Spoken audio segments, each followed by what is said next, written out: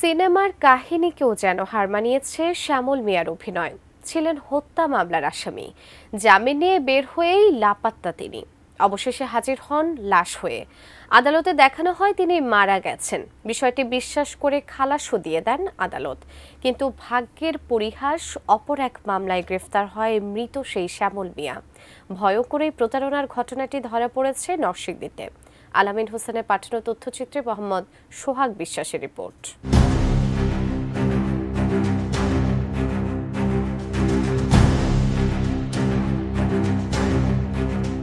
2006 সালের 26 মার্চ কমলাবনু নামের এক নারী খুন হন। এই অভিযোগে মনোহরদী থানায় তার ভাই আব্দুল বাতেন বাদী হয়ে একটি হত্যা মামলা দায়ের করে। সে মামলায় মনোহরদী উপজেলার খালিয়াবাইদ গ্রামের লিয়াকত আলীর ছেলে শ্যামল ও নিহত কমলাবানুর ছেলে শরীফ মিয়াকে অভিযুক্ত করে পুলিশ চার্জশিট প্রদান করেন। মামলাটি বিচারের জন্য নরসিংদী অতিরিক্ত জেলা ও দায়রা জজ দ্বিতীয় আদালতে শুনানি হয়। আসামিদের বিরুদ্ধে গ্রেপ্তারি পরোয়ানাও জারি করা হয়।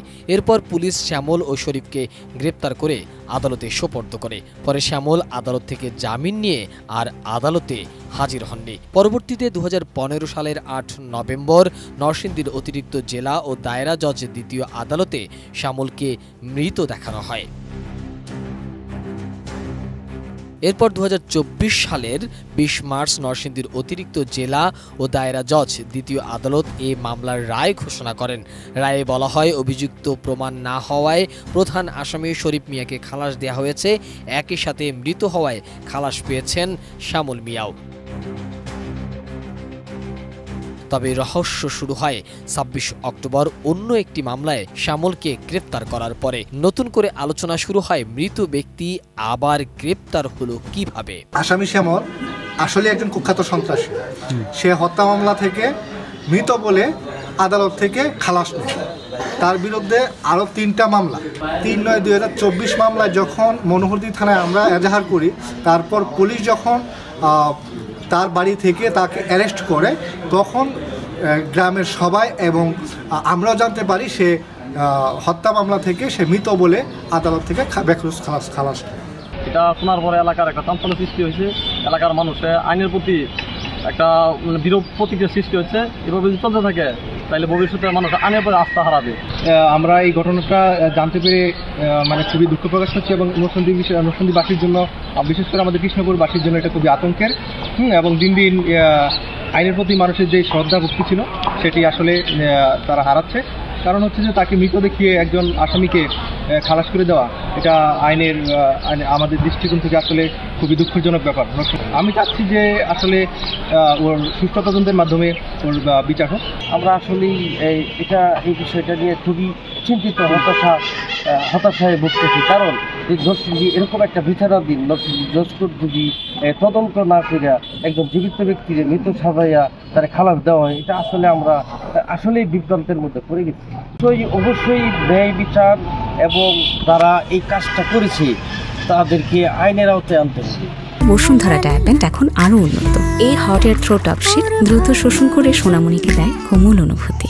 গ্রেপ্তার হওয়া নতুন মামলার বাদীর আইনজীবী মোশাররফ হোসেন জানান, নথিতে অন্যান্য কাগজপত্র রয়েছে, তবে মৃত্যু সনদ সংক্রান্ত কোনো কাগজপত্র নেই। এই মামলার শুরুটা হলো আমাদের মনোহরদী থানার একজন বীর মুক্তিযোদ্ধা, উনি বর্তমানে প্রয়াত। ওনাকে মার দূর করার পরে উনি একটা মামলা করে গেছিলেন।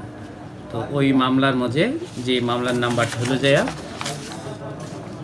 13/9/2004, সেই মামলায় সে 26-এর মামলায় সাজাপ্রাপ্ত আসামি। পরবর্তীতে এই মুক্তিযোদ্ধা সাহেব মারা যাওয়ার পরে ওনার ছেলে মেয়েদের উপর ঠিক একইভাবে সে নির্যাতন করত। সে একজন এলাকার চিহ্নিত সন্ত্রাসী।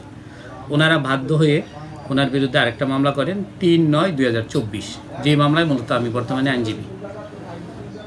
এই মামলায় করার পর পুলিশ তাকে গ্রেপ্তার করেন। করার পর তার কী এভিডেন্স তার বিরুদ্ধে মামলা আছে সেই সম্পর্কে পুলিশ একটা তদন্ত প্রতিবেদন লেখেন, ওটাকে বলে পিসিআর। তখন তার পিসিআরটা লিখতে গিয়ে বইয়ে বলা হয়েছে তার বিরুদ্ধে একটা মামলা হয়েছে। সেই মামলার নাম্বারটা হলো 10/3/2006, ওইটা একটা হত্যা মামলা 302। সেই মামলা সে 1 নম্বর আসামি। তো ওই মামলার কি অবস্থা জানার জন্য আমরা ইনফরমেশন নিলে দেখতে পাচ্ছিলাম যে এই মামলাটা পরবর্তীতে সেশন 22/2009 রূপান্তর হয়েছে।